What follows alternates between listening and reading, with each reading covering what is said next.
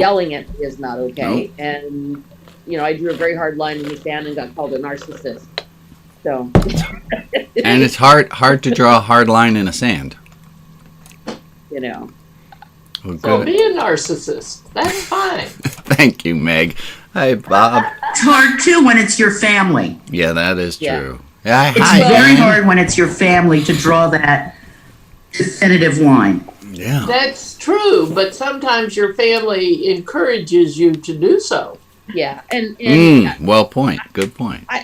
I have a long history of, being, abused emotionally and sometimes physically from my family going back to childhood. So, I'm finally pushing back on this. And Good for you. Basically just put a very firm line on the ground and said, no. Good for you, Alex. Thought of you, Rabbi. No, thank you, Yeah. I just taught that to a whole group of people again with the tissue. Maybe we'll redo that one today. I have my tissues right here. I'm ready. That shows that he's human. Oh, I'm hella human. Yeah. It's one of my You better sure? qualities. Oh, hell yeah. I don't know, Rabbi. No we doubts, both had Amy. that German background part. Remember? You reminded I can stuff all my humanity and my feelings away and motor on like a robot, but that's Yeah, you know that one. that's not good for me, though. You reminded me of that a month or two ago? Yeah. We all are soft and human. Oh, hello, Lee. That seemed very formal, your wave. You've been watching The Crown? Maybe. Listen, Rabbi Brian. Yeah. I got a story for you. Shoot, Lee. So Rev.com, I didn't realize these guys existed. So when I have meetings with my African contingent, Yeah. English is usually their second or third language. So they're very polite and they say they understand everything and that. They really don't. And they have a really hard time with English. So I got a subscription to Rev.com, and the last couple meetings I've had, including with the Rwandan military, we've used it. And it's amazing, isn't it? They love it. I was so glad that somebody got you onto it because I think it's going to be a game changer for us in Africa because we're teaching right now in the Congo and in Nigeria and Somalia and places where, it's not common. So it's fantastic. Yeah. To use that. I'm grateful that I was able to. It's cool. So if you don't know what it is Lee is talking about, if you see on your screen on the bottom on that ribbon window, on that ribbon of tools, there's one that says live transcript. And if you click on it, we now are broadcast. It's on a slight delay, but we have transcripts. We have closed captioning. We have closed captioning now. It's really cool. And it's kind of fun to talk and then watch the little thing and see how it writes your words. I can't because it's funny though. We had somebody on at a meeting in Nigeria who was Scottish. Oh, how'd that go? It didn't. Well, we'll see how well it can handle Alma and Joy. If hi Jordan, hi Rike, Jeff, Morning. Barb, Nikki. Oh, I gotta start my record. Did I start recording?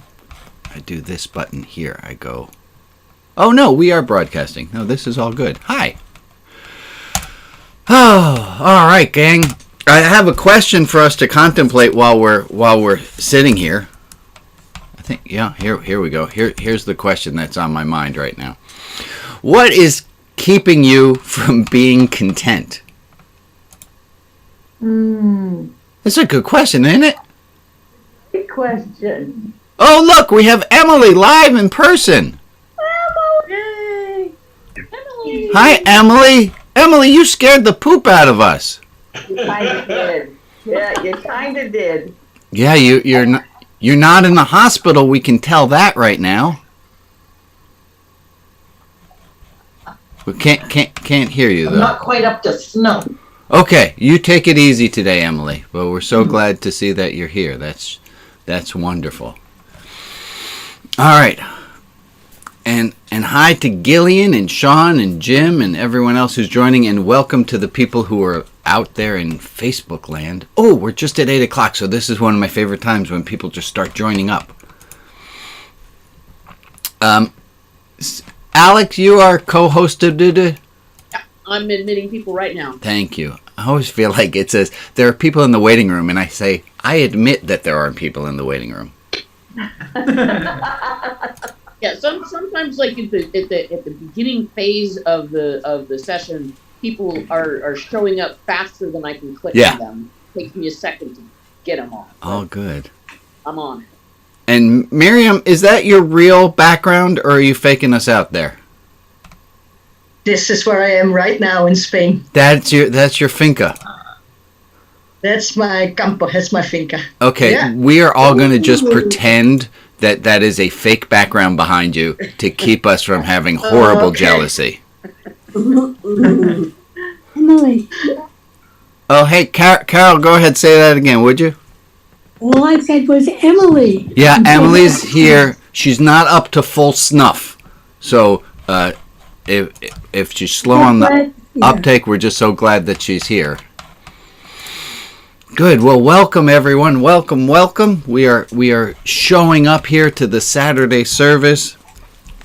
I have a question that I had started us with. So this is to ponder as we're getting started. It kind of reminds me of my schooling days where I'd put a warm-up on the board so that the students who showed up early would have something to look at. So here's the question that came to me this morning is, what is keeping you from being content? You don't have to have an answer to it. It's a pondery kind of one. Hi, Michael, and Sean, and Pamela, and Gord, and Janice, Joan. We got like a whole crowd here. We'll wait another minute for whoever else is showing up. Now, I don't know how many of you know this. Last week, my daughter was on the call. How many of you saw her face on the call before the end? Before the end? You're right. So at the very end, Annie showed up, but I don't know how long she was on the call. And then at the end, when we did the virtual donuts, Annie was just there yapping with whoever was. It was an adorable. All right, so I'll tell the full quick story. Is I finished the service last week. It's about 9:15. I finished cleaning up my desk area. I go upstairs and Annie's Skyping with her friends. And she's chatting with her friends and she says, "Dad, come over here. Say hi." And I think, all right, it's a truth or dare with her friends and she's being asked to make your dad come. I'm like, all right, whatever, I'll talk to you later. And I go and I putter around the kitchen for about 5 minutes and she goes, "Dad, come over here, say hi to my friends." And I'm not stupid. She asked me a second time. So I go over and I sit down next to her on the couch to say hi to her friends. And guess who it is?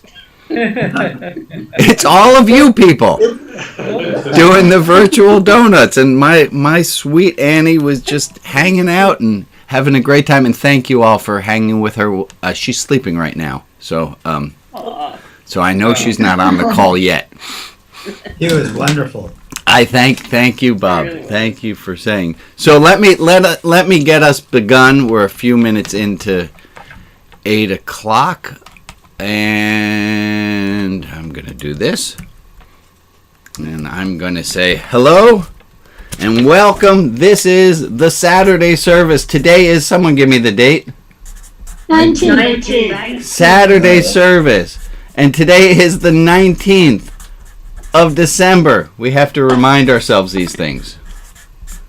2020. My goodness gracious. This is Saturday service 2020. And if everyone who is able to, who's on Zoom, would wave, and we can say hi to all of our friends who are joining us via Facebook, and let's say keep the wave going to the people who are on YouTube, and keep the wave going to whoever it is. Anthony Fenner often watches this afterwards, and he'll get a kick out of the fact that I mentioned his name. So thank you for all your waves, and let's go back. This is the Saturday service. I'm Rabbi Brian. I'm glad you guys are all here. Let me see what kind of announcements I have to begin with. Is there anything that I ought to know about? Things that are going on that are totally pressing that we need to talk about? One I do know is our friend Emily, who was here last Saturday, and we lost her for a little bit because she took a little trip to the hospital. And we're super glad that Emily is back and healthy and not in the hospital. So thank you where is Emily? She's there. Out, her computer was giving her some trouble. Oh, okay. Well, we will tell her. And I had another announcement, which was to thank my friend Ruth Bernstein. Thank you, Ruth. For those of you, you can see Ruth on the bottom of your screen. There's a button that says Live Transcripts. It's got the letters CC in it. And if you push on that, you'll see that you can bring up captioning. You can bring up closed captioning. And we want to thank Ruth for bringing this to our attention and helping us to make this possible. Yes, Ruth. It also shows up in the chat. If you hit it, it shows up on the right side or the left side. Yeah, you can actually move the transcript around, change the size of it. So thank you. It's better on the screen. It's better in the middle. It's better in the middle of the screen. Whatever works for you. And then we're going to welcome Emily. While you were having computer problems, I don't mean to embarrass you, but we just were saying how glad we are that you're healthy again, and glad to see you. All right, let's start today's service with a quote, and it's a quote that I sent out.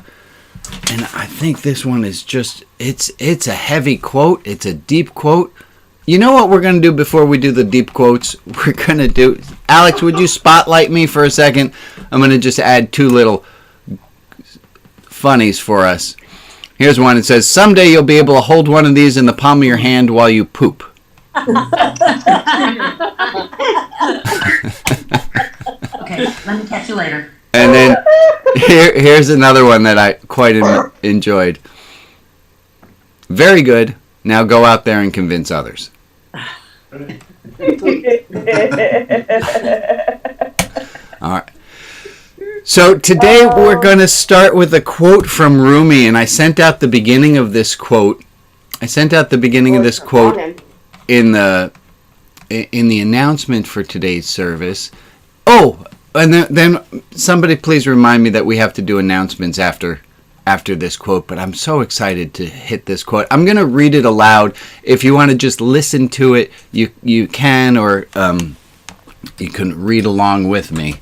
It says this is from Rumi. He says, there is one thing in this world you must never forget to do. If you forget everything else and not this, there's nothing to worry about. But if you remember everything else and forget this, then you will have done nothing with your life. It's as if the king has sent you to some country to do a task, and you perform 100 other services, but not the one he has sent you to do. So human beings come to this world with a particular work. Oh, this is out of focus, and it's really just bothering me. There we go. Hold on one more second. Alex, you make sure to put that quote up there in the chat so people can have it. It's as if a king has sent you to some country to do a task, and you perform 100 other services, but not the one he has sent you to do. So human beings come to this world to do a particular work. That work is the purpose, and each specific to the person. And if you don't do it, it's as though a priceless Indian sword were used to slice rotten meat. It's a golden bowl being used to cook turnips. When one filling the bowl could buy 100 suitable pots, it's like a knife of the finest tempering being nailed to the wall to hang things on. And you say, but look, I'm using the dagger. It's not lying idle. Do you hear how ludicrous that sounds? For a penny, an iron nail could be bought to serve that. You say, but I spend my energies on lofty enterprises. I study jurisprudence and philosophy and logic and astronomy and medicine and the rest. But consider why you do these things. They are branches of yourself. Remember the deep root of your being, the presence of your Lord. I'll translate that however it makes sense to you. Give yourself to the one who already owns your breath and your memories. If you don't, you will be like the man who takes a precious dagger and hammers it to his kitchen wall to peg a dripping gourd. You'll be wasting valuable keenness and forgetting your dignity and purpose. That's quite a long quote. I'm going to summarize it. If you remember the movie City Slickers, Remember the movie City Slickers? Yes, And that's my favorite. Jack Palance did this. Yeah, Scott, I see you got it going. All right. Jack Palance said, there's one thing you need to remember. And he never said exactly what it was. Wow. And that's what this quote, I think, is trying to tell us, is helping us with. Is this quote says, it's as though there's one thing in this world that you must not forget to do. It's as if a king has sent you to a country to do a task and you perform 100 other services, but not the one you were sent to do. There is one thing in this world you must never forget to do. Now, it would be nice if Rumi told us exactly what it was, what that one thing was. But I think it might also ruin some of the poetry and the joy of it if he were to spell that out. There is one thing you were meant on this earth to do. But I think there's something important in there that can't be defined, because I think each of us has that one thing to do, and therefore, if I spell out what mine is, it may not be yours. Right. So we each have a different goal. It might even be the same goal, but we start in a different place, so it looks different from where we start. Absolutely, Steve. Thank you. Other comments about it in an intellectual way, and then we'll move to a what it means to me way. Other comments about what this quote means. There's one thing that you must do. Yes, Ricky. Well, I believe that even though we may have different goals, the main goal that we have is to make this world better for everybody. Amen. Amen. It's as though there's one thing you are meant to do, and if in the service of doing, the king asks you to do one thing and you do 100 other things, but you forget that one, it's as though you didn't do the thing. You didn't do the thing you were supposed to do. Well, who's the king? Michael. I mean, that wasn't answering Michael as the king, but that was. It's pretty classical monotheism, wouldn't you say? Yeah. So maybe instead of it being a king, right? Rumi's writing in the time in which he lives, and he only can use the imagery that he has available to him, and he doesn't have this idea of. There are books nowadays, The Purpose-Driven Life, and it doesn't need to have a king to tell you what to do, but there's a sense of purpose that we have. We understand things this way today. So it's as though you have a purpose. You were created for something. Michael, am I close, or am I missing something you're trying to get at? I'm saying if you're part of a tradition, let's say monotheistic tradition, Judaism, Christianity, Islam, whatever it is, it's pretty clear. All the king parables point to find the central thing in your faith.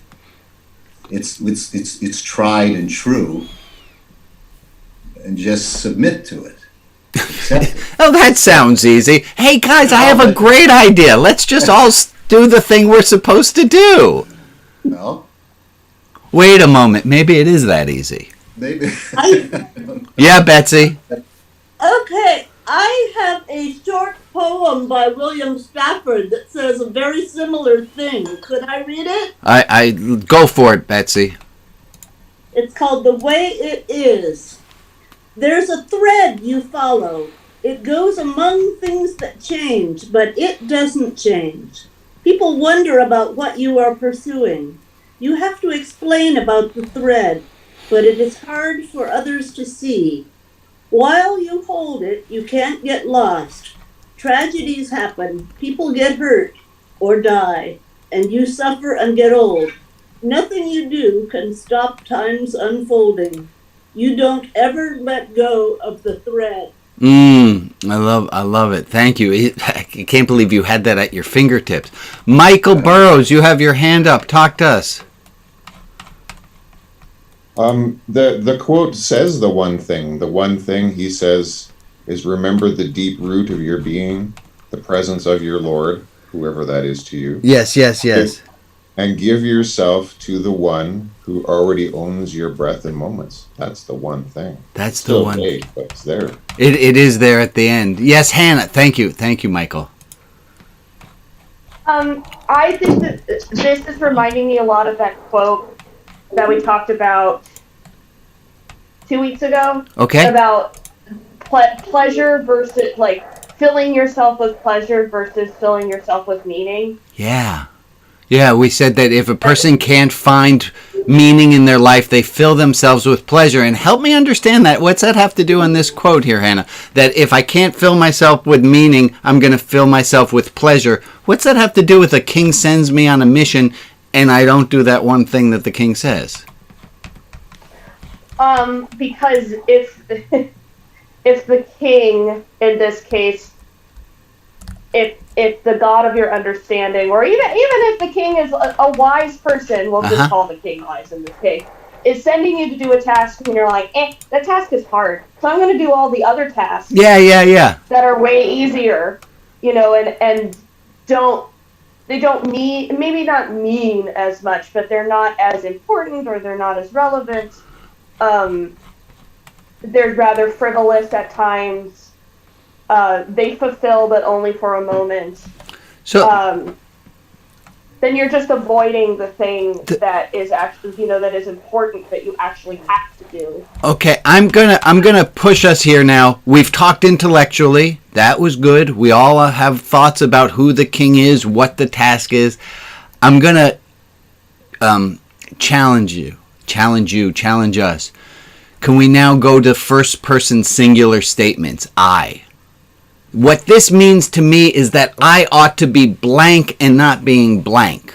That I ought to be focusing on let's go with first person singular statements of what is this. Boy, we are 16 minutes in and it's gotten deep already, which is fantastic. What does this mean to you? That the king, here, there's one thing in this world you must never forget to do. So what is that thing that you keep forgetting to do that you know you need to do? And if you forget everything else and not this, there's nothing to worry about. But if you remember everything else and you forget that one thing, that Jack Palance one thing, then it's as though you have done nothing with your life. I'm assuming that with the 30-something people who are here, this is going to have hit somebody. Yes, Barb? For me, it's that I'm in the moment and not accepting what is.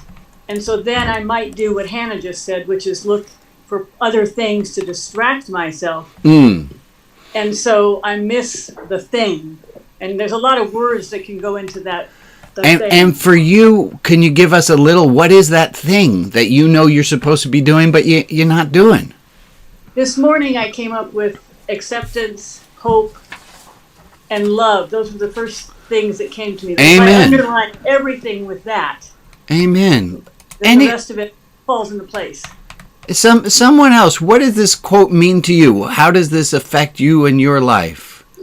There's the thing. Yeah, Steve?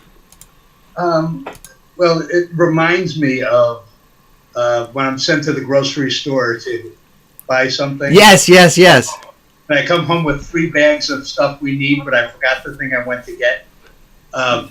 And for me, that thing is being present with whoever I'm with to what they need.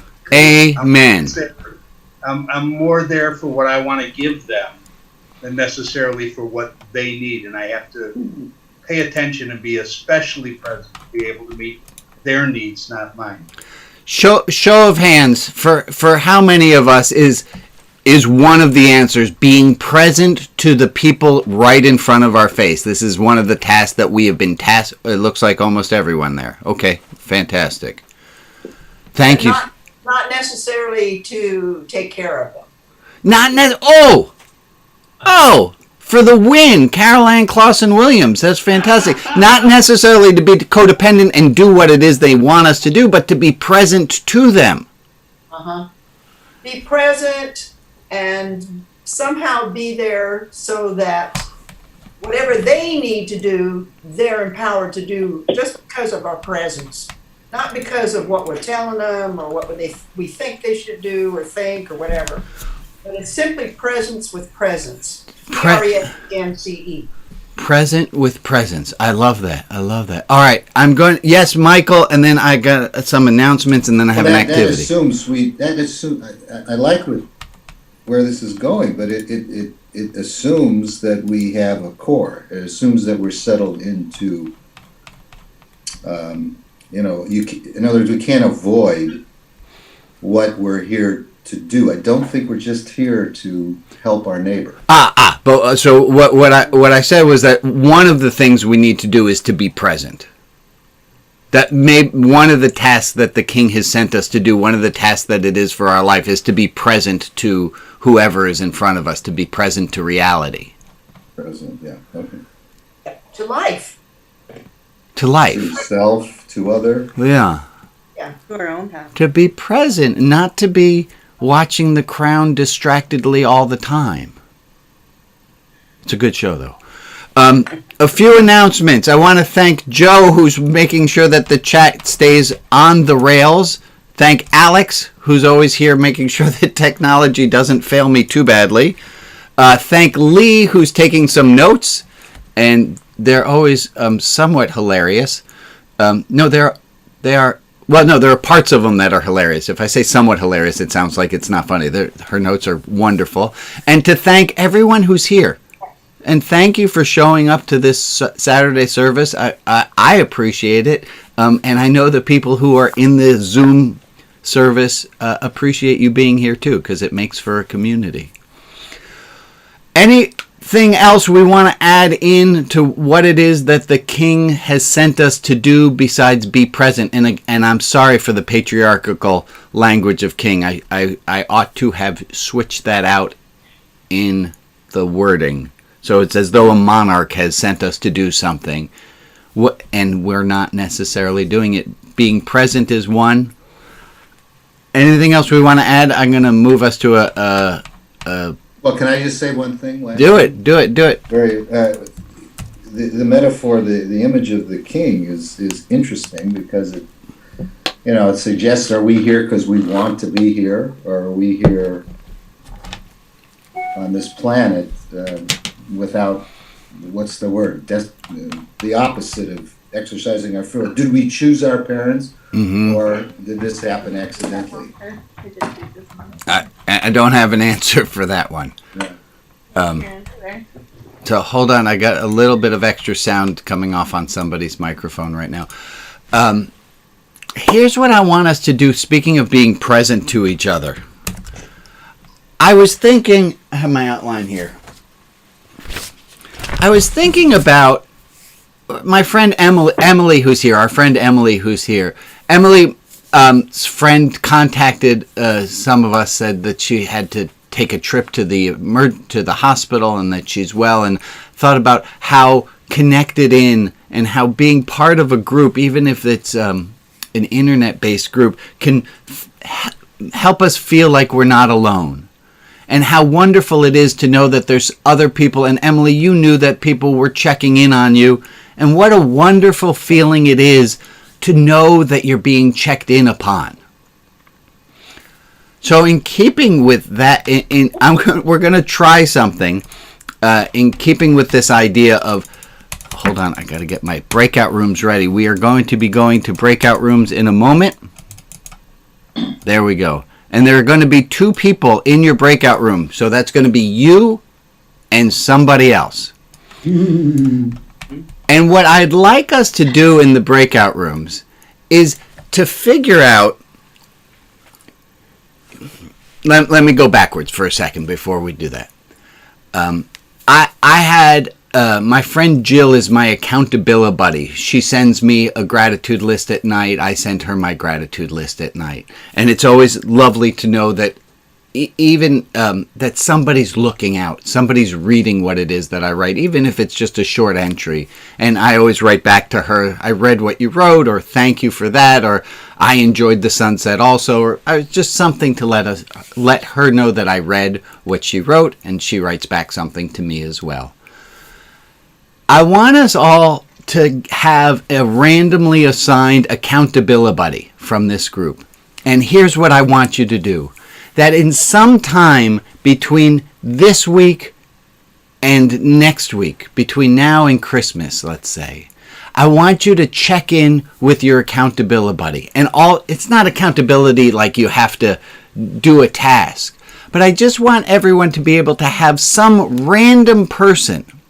And that's going to be someone from this group, some random person with whom they can check in, and from whom you know that someone's going to check in on you this week. So when I send you to a group, I'm not going to tell you the rules to how you check in with each other. But I want you, the two of you, you're not going to know each other. And there's that kind of, when you're on an airplane, when we used to go on airplanes, and you could start talking to the person next to you, and they've done, sociologists have looked at this and seen that people are more open and understanding and kind in a way with people they don't really know. And the theory is that it's because you assume goodwill with that person, and that person you have to fill in only the important parts of the story, and you don't get lost in the weeds too often. And there's something kind of neat about a somewhat random person in your life. So I'm going to put you in a dyad with someone else, and I want you to figure out, hey, you don't have to share your personal information with each other. If you don't want in on this at all, you don't have to. And then email me afterwards if your group doesn't work, and I'll find you someone else. But I'm assuming that if you're here, if you're in the Zoom room, that you're up for doing something like this, is to share with somebody else. Here's my phone number. Send me a text. What I'd really like, and this is awkward for adults, is to say what it is you want. But to say, would you send me a text just letting me know that I'm being thought of this week? Or send me an email letting me know that you believe in me. And it's a weird thing, but I want us all to practice just being kind to each other, and to have some random person in your life who says, way to go. And it's a small little thing, but it's really big. So when you get into these breakout groups, I'm going to ask you we're going to have 5 minutes to just exchange a little bit of like, hey, this is my name, and this is how we're randomly assigned to this group. We're randomly in this dyad, and let's figure out how can we best support each other in this last week of the year. How can we best support each other as we're coming up in this season? So I'm going to throw you into breakout groups. Before I do so, I want to see if there are questions. If my speaking has hold on, Michael, I spotlit you for way longer than I had intended to. So I want to see if people have questions. If you understand the assignment that I'm giving right now, when you go into breakout groups, you are to exchange some information with each other and figure out how are you going to, in the next week, randomly send something to each other to be of support. I see a few heads nodding. I don't see a lot of total quizzical faces, but if there's something that is the direction clear enough that you feel like you can work on this. I got a few nods. All right, here we go. We're going to do breakout groups in 1 moment. And here we go. You're going to breakout rooms. You're going to have 5 minutes to talk with each other and figure out how you can be just random angels in each other's lives. So there you go, off to breakout rooms, my friends. All the rooms are now open, and let's see what happens.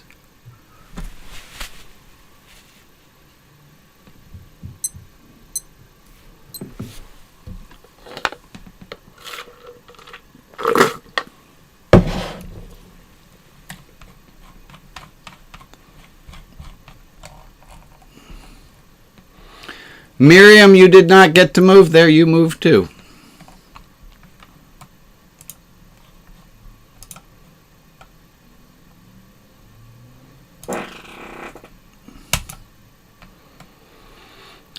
Hi, Rita. Hi. You're my buddy. Oh, that's wonderful. It is wonderful. I have your contact information already. I have yours also. So that part's good. Wait, I got some people who just joined us in. There's Joan. I don't, these breakout rooms, it's kind of weird.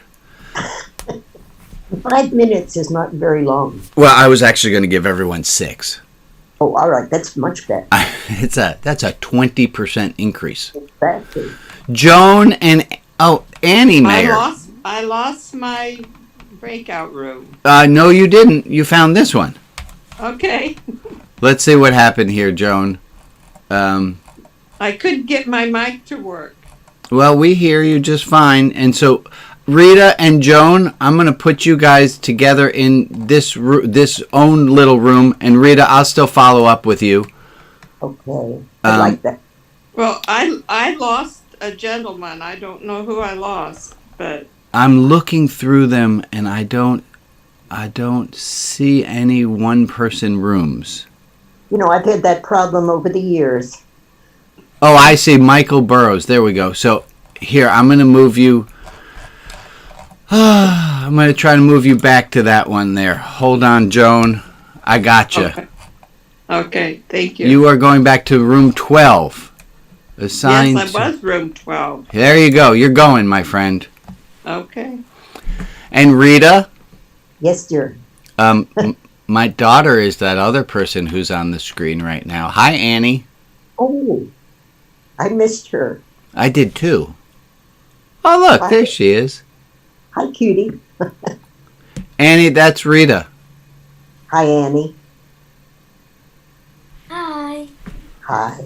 Now I know why I didn't see you last week, Pumpkin. Because your picture was of Elton John. Good. Annie, can I make you a buddy with Rita, my friend Miss Rita? You guys are about the same height, so that's kind of cool. How tall are you, Annie? About? 4'11". Wow. Oh, I'm 4'10". Okay. I like to talk to tall people.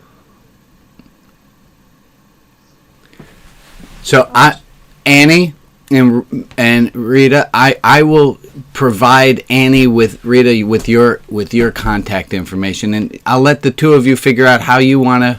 I will pull myself down and see how you guys want to interact with each other this week.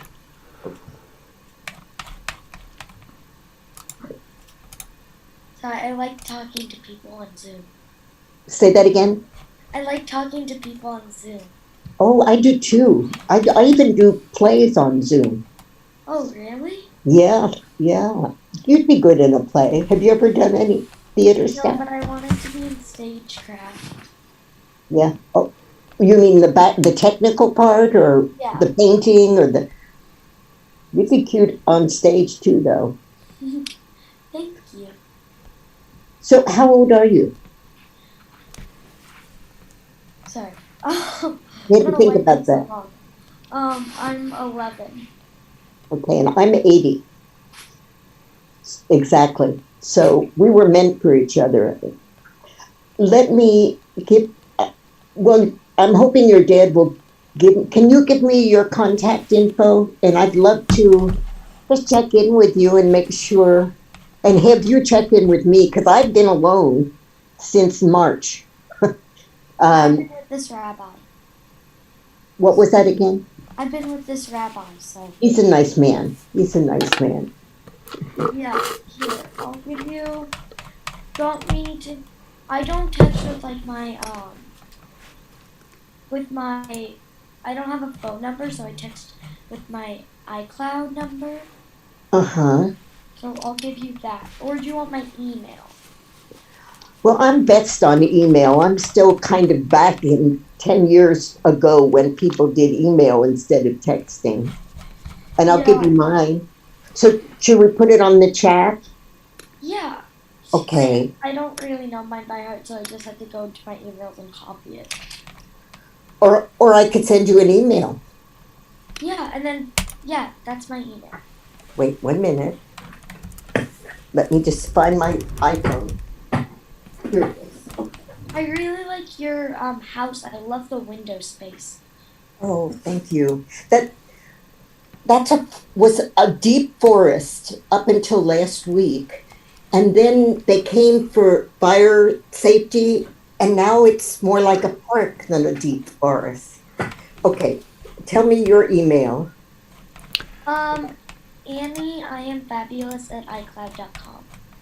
ANIE? Rita, let me send that to you offline so that you get it there, because other people are joining back in, and it might start getting really confusing around here. You're going to get a lot of emails that way. Annie. Yeah, I got you, Annie. I got it. Wonderful. People are streaming back. Hi, Leanne. I didn't get to say hi to you yet. Good morning. I will gladly share my email.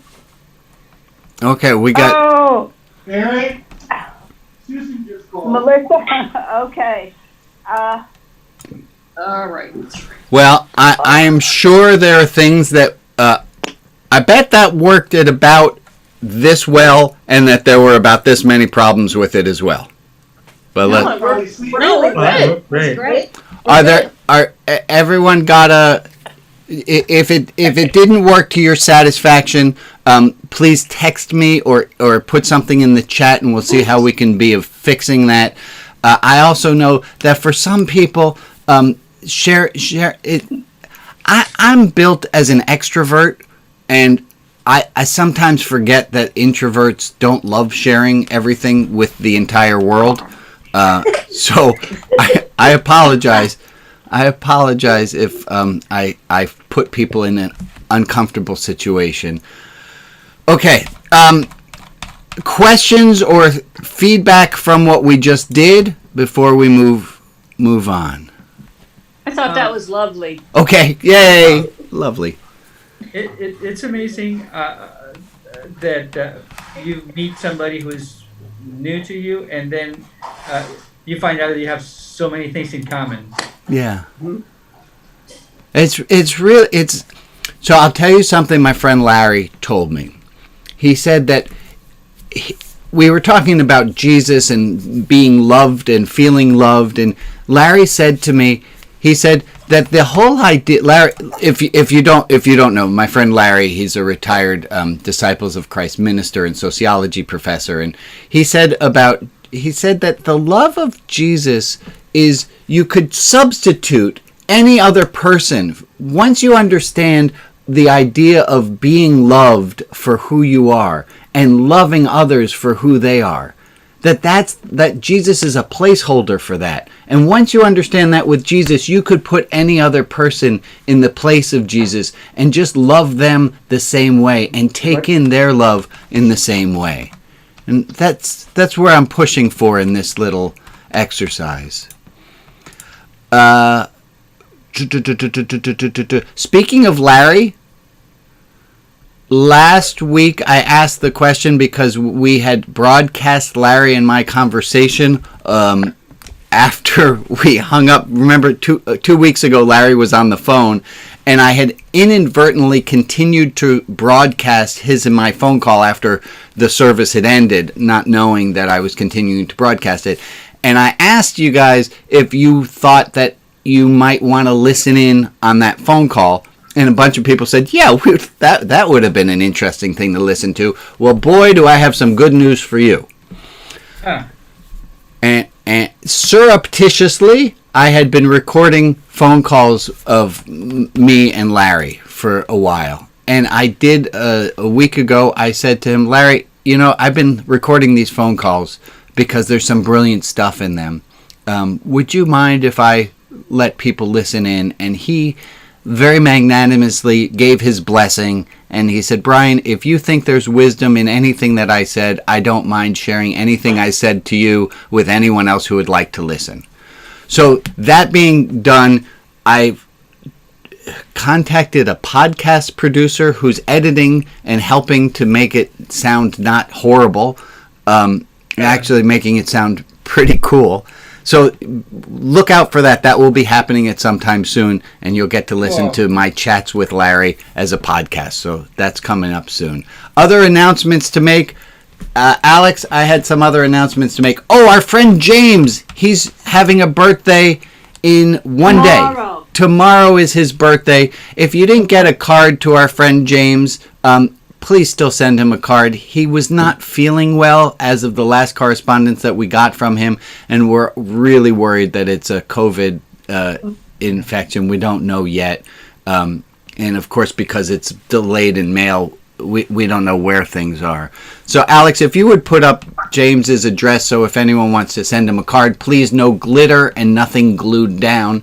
please send James a card. That would really help. His life is kind of rough right now.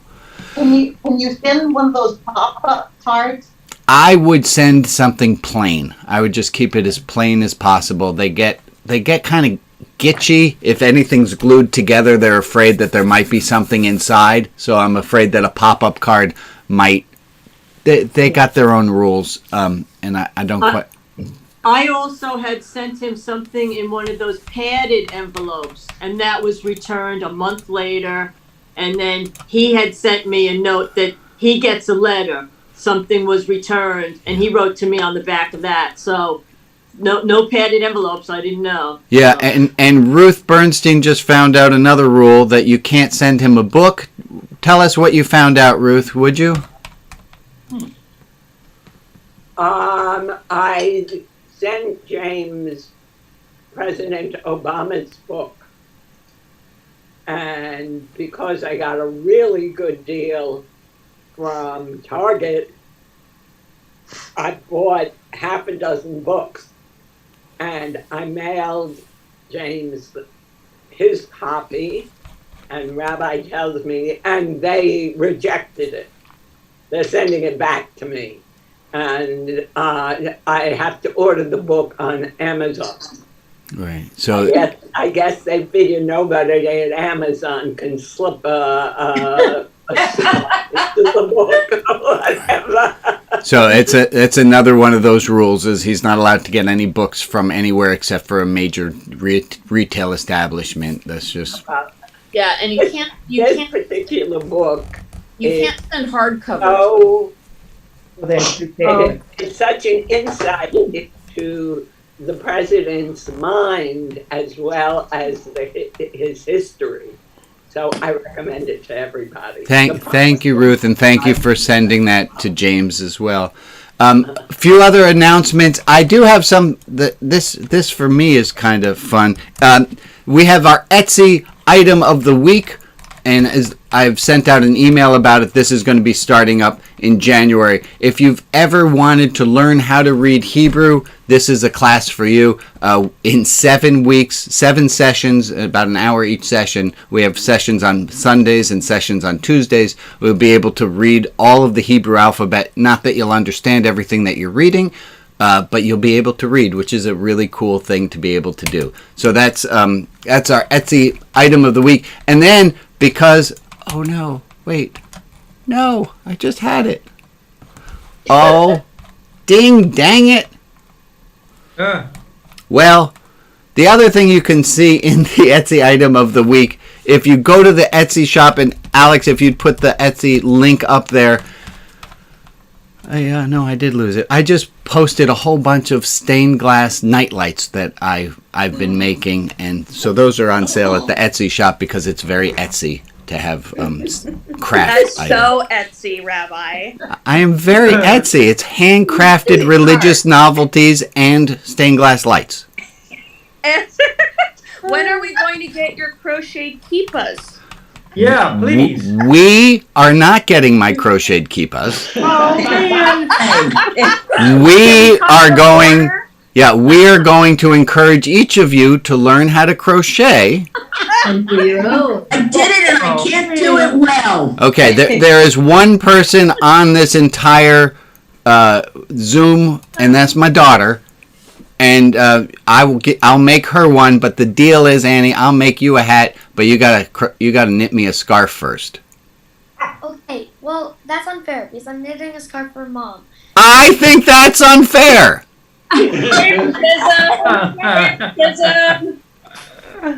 All right.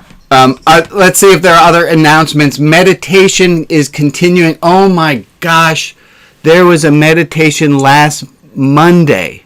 It was one of the best meditations ever because Emmett was with me at the office and we did a split screen and we sat for 5 minutes. I said, Emmett, it's a 5-minute Monday. It's a $5 challenge. If you can sit for the 5 minutes, I'll give you the $5. And that goes for any of you as well. If you've not meditated before, I want to encourage you and teach you how to sit for 5 minutes. And if you watch this one from last Monday, you can see me sitting and then you can see Emmett in the other side of the split screen, and you can see him tapping his fingers, trying so hard to not move. It's one of the sweetest little things. Please join for meditation every day, 2 p.m. Pacific Standard Time, streaming on Facebook and on YouTube. Alex, am I missing any announcements? Let's see. We got Etsy donations. Oh, donations. That's a good one. You probably all received a fundraising appeal. I thank all of you who have made donations to Religion Outside the Box to help this happen. If you think of this as just any other service, which it's not, but if you think of it as any other service, often they pass a hat or they ask for membership money. This is kind of like that, but it's a little bit different. Okay, announcements I think I'm done with. Yeah? Okay.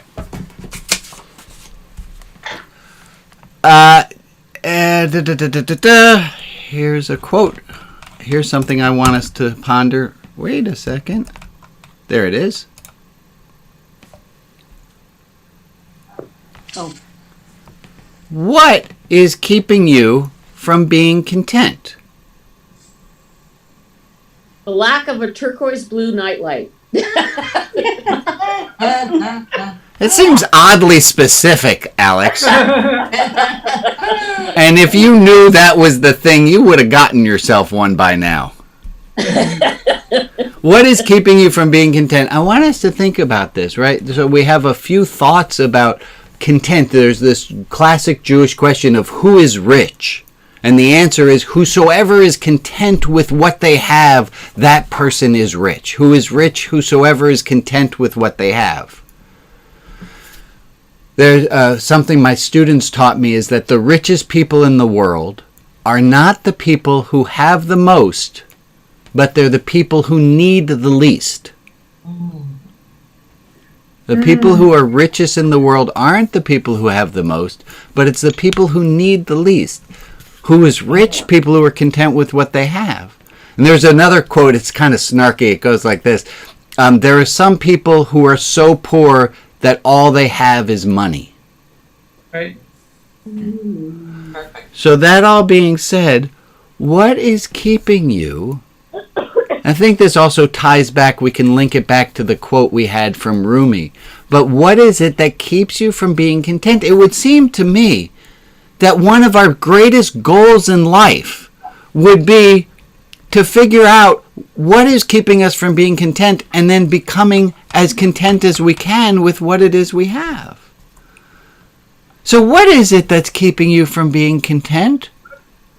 Well, okay, let's do it this way. Show of hands. From bottom of the screen being, I'm not content with anything, to top of the screen being, I need absolutely nothing and I'm perfect exactly as I am. I don't want to see anyone's hand off the screen. Bottom of the screen is, I'm not content at all. Here is my current reality of where my contentment is. Put your hand somewhere on the screen, and then you're going to need your other hand. So this is where you currently are. Your other hand is where you feel you should be.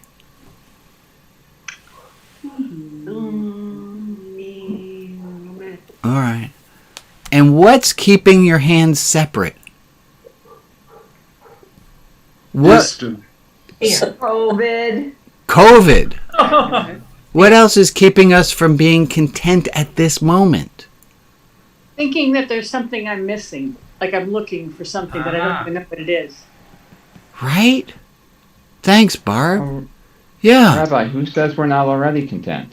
Well, I'm just saying. I saw a lot of people whose hands weren't in the same place. Al, I'm just reporting what I'm seeing here, man. All right. Not moving enough is keeping me from being content. I think for me, it's just it's like that quote. It's forgetting what the heck I'm supposed to be doing and getting carried up in the zeitgeist, in the feelings all around me that I oughtn't to be content. And it's just going back to that default setting of, oh, nobody else is happy with what is going on. I probably shouldn't be happy either. What else we got? Rags. All the time, Rabbi. There were too many people at once. I'm going to ask Rags and then ask whoever it was who just spoke. Go ahead, Rags. I don't feel I should be content as long as anybody's suffering. Oh. How dare you be content when other people aren't? Well, specifically when they're suffering. Yeah. I'm sorry. Thank you. How dare you be content when there's so much suffering in the world? And maybe it's so long as we... maybe so long as we are perennially striving, then we can say, well, we don't have to deal with those people who are suffering because I'm not in a good place right now to deal with their suffering because I haven't gotten to that level that I need to be at. No, what I was thinking is that I should be putting my energy into ending the suffering. Yeah. And contentment, to me, has a sort of stasis to it. Not true. Uh-oh. Okay. All right. Okay. Alec, go ahead, Carol, and I don't want you ladies fighting now. I'm just simply saying Go ahead. it's not true that if you're content, you're not doing anything, and that you don't care about anything because you're set. The word content does not mean stuck. It means don't carry other baggage so you're free for other things. Right. Well, I like that. Thank you. Oh, wait, hold on, Ricky. Ricky, you were about to say something and you got muted. You want to say it again? No, that's okay. That's okay. Now, the other thing is that, I mean, there's so much we can do. I mean, we're human beings and we're finite. And if we expect to be content when we find everybody else content, that's going to be possible. But as long as we do the most we can to help others, that would be enough to keep us content, I believe. I can go with that. Okay, it's also, can I be honest? This season right now, this is shopping season. Yeah. This is let's buy things season. This is not feel like content season. And also, buying stuff feels good. And I don't feel good right now because of the world. So feeling content doesn't feel like a thing I can do right now. Rabbi, I think the phone number ending in 3692 had something to say. Oh, our 505 friend. Go ahead. It's Melissa. Hello. I was going to say what keeps me from being content is what I'm focusing on.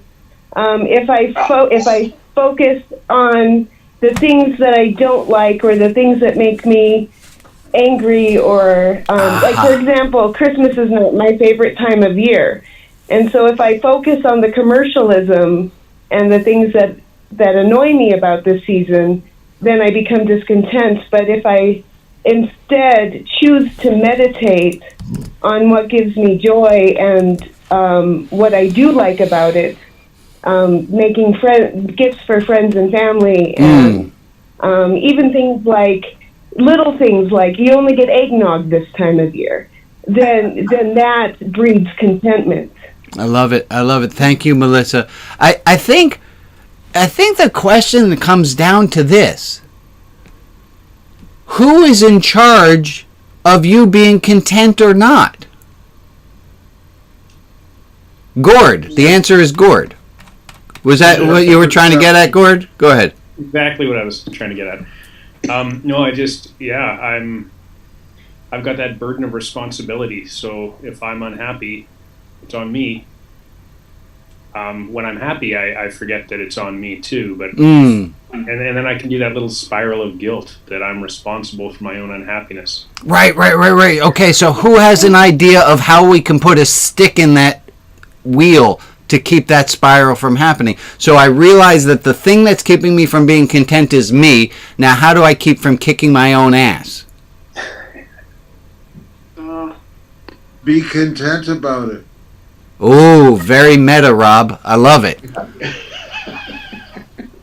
I'm doing the best I can, right? If you kick yourself, I'm doing the best that I can. We're all doing the best that I can, and I shouldn't kick my ass because I'm not doing any better than I'm doing, because what I'm doing is what I'm doing, and that's all I can be doing. It's a lot of words you need to say such things. What makes it different from the monks on the Monty Python versus the Holy Grail who have the tablets and keep whacking themselves on the head. Right. So here, I think we'll leave it as some homework. And I'd love some hints from people on how do we do this homework. My question is for homework is, how can we remember to be content with what we have? What can we do to give ourselves little, like to drop breadcrumbs along the way so that we remember, or you put a Post-it note up on the wall? How are we going to remember in this season, in this really dark, there's not a lot of sunshine season, how are we going to remember in this time to be content? We can. go ahead, Betsy. Okay, we can do our little friend thing with the person that we've been assigned to. We can make that part of our communication with them. Yeah. You can all. Here's one. How about I text my buddy and say, I like you exactly how you are. Sounds like a Billy Joel song. I love it. Thank you, Rob. Like Mr. Rogers. It is a little Mr. Rogers. Cousin Amy, you have something to say. I was going to say, go back to, I can't remember when it was started, but the random acts of kindness. Yeah. Let's all do. And just surprising somebody from behind. I mean, it's just a small little thing and you don't know what it means. Maybe they're having a bad day, maybe they're having a good day, but just to do it, and then it sort of starts rolling. I think we've all forgotten. Do you remember when that was first started? Kindness? I think kindness has been around for a long time. No, random acts. Random acts of kindness. I think people have been doing those for a long time too.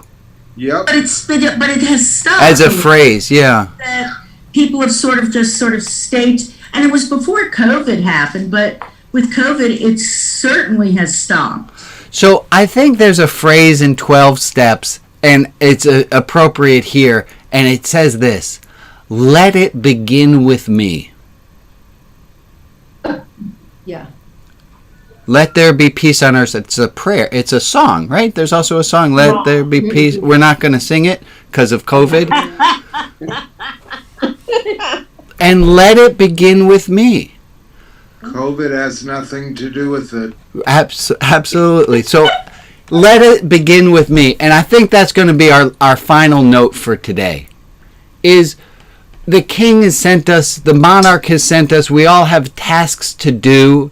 And let us remember our highest missions. Let us remember the thing that we're set out to do, our purpose in life. Let us remember to be content with what we have and to help other people to feel all right with what is.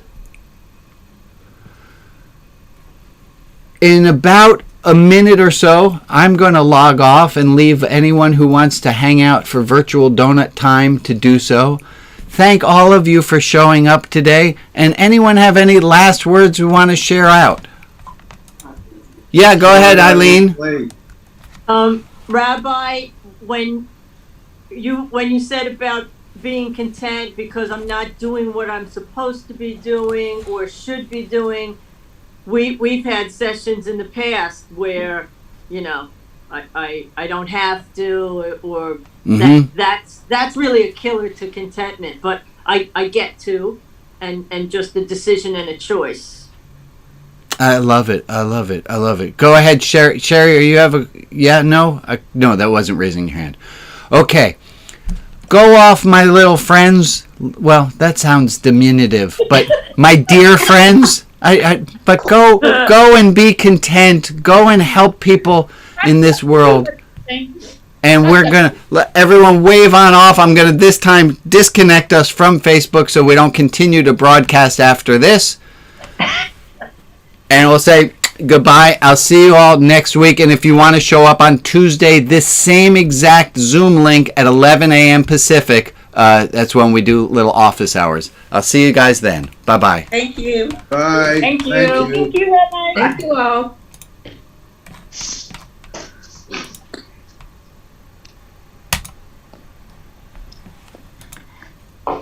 And now it is time for donuts. Donuts. Good morning.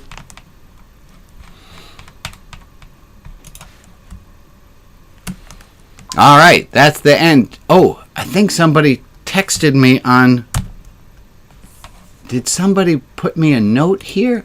I didn't pay attention to the notes. Hold on. Where are my notes? Window. Comments and reaction. Oh, people have been posting and I totally missed all of you. Rag said I'm on Facebook so I can eat my breakfast. That's fantastic. Shirley Wayne has said good morning to... Oh, I missed all of this. And Ginny and Patricia. Oh, hi, Patricia. Oh, that's so wonderful. Well, I apologize. Maybe we can get one of you who are on the Facebook watching along. You have some suggestions on how I can better integrate the Facebook group. Bye-bye.